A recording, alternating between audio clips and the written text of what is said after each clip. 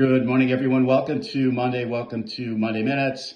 For all those celebrating Easter, we hope everyone had a great holiday. Certainly, markets closed on Friday. Nice long weekend. Back here on Monday, we go back to Friday. Both PCE and Chair Powell, with the markets closed here in the U.S. I think when you listen to the Fed chairman in his Q&A with Market Watch, which we think was a great interview, first off asked about the data and was certainly receptive to the data, the PCE data.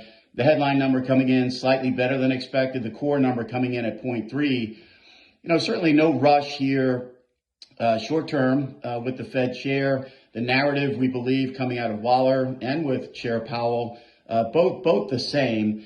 And when you look at it practically, if you look at these inflation numbers, if you go back to the period prior to the pandemic, we've been writing to clients, the range that we really need to see with these numbers on a monthly basis, anywhere from 0 to 0.3. So we would argue that this 0.3 number is actually at the upper end of the Fed's comfort zone, but nonetheless, a slight sigh of relief with the data last week.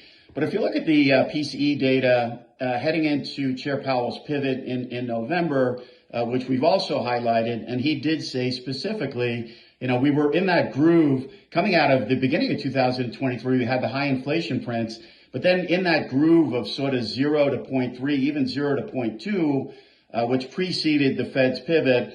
And I think the Fed chair was clear last week that the data this year the inflation data hasn't been as good. So with that, when we look toward this week specifically, we get, from the Fed's perspective, we get New York Fed President, we get a plethora of Fed speak.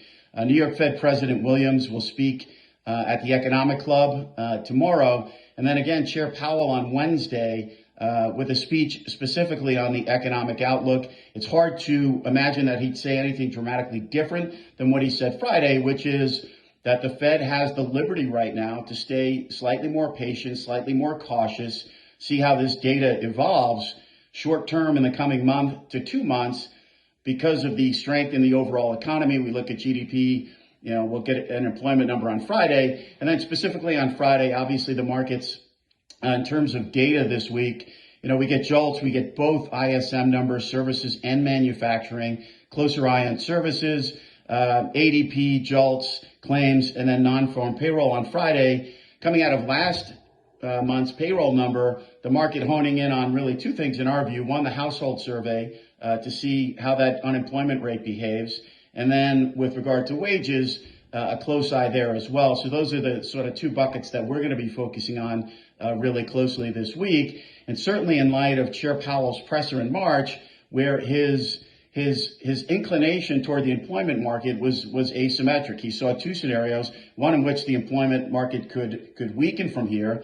We'd see that uptick in the unemployment rate, but also a scenario similar to what we saw in 2023. And certainly we need to see more data there where the employment market stays relatively strong and at the same time inflation continues to come down. So Friday's number, very, very important. Wishing everyone a great week ahead. I'm Greg Faranello. I'm head of U.S. rates for AmeriVet Securities.